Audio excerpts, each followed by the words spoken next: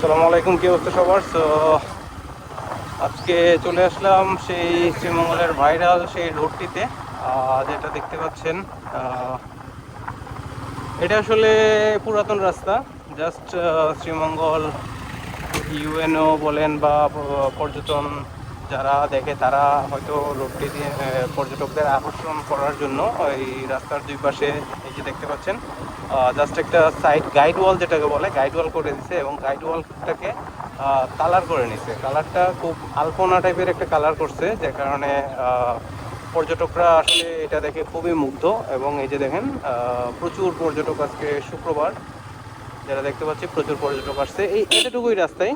যেটা দেখতে পাচ্ছেন এই যে ব্রিজটা, এটাতে আগেও যারা আসছেন বা আমরাও আসছি অনেকগুলো, এই ব্রিজটা পর্যন্তই আসলে করা। এবং এখন আমরা এটা দেখে তারপর আমরা চলে যাচ্ছি পিটিআরআই এর ভিতরে, যেটাতে আসলে 5টা পর্যন্ত এটাতে ঢুকতে দেয়। তো এটা আসলে যে যতটা হাইপ উঠছে ততটা বেশি না। আমি তো ভাবছিলাম বিটিআরআই পর্যন্ত মেবি এটা রাস্তাটা গেছে, কিন্তু না, দেখতে পাচ্ছি এটা ওই পর্যন্ত রাস্তাটা যায় নাই।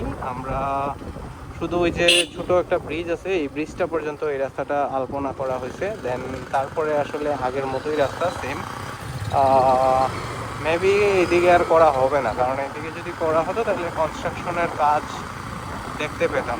যেহেতু এদিকে কোনো কনস্ট্রাকশনের কাজ দেখতে পাচ্ছি না, তাই মেবি এখানে আর কোনো এডিশন করার সম্ভাবনা নাই বললেই চলে। সো আমরা এখন চলে আসছি চা গবেষণা ইনস্টিটিউটে। এটাতে আসলে ঢোকার ইচ্ছা।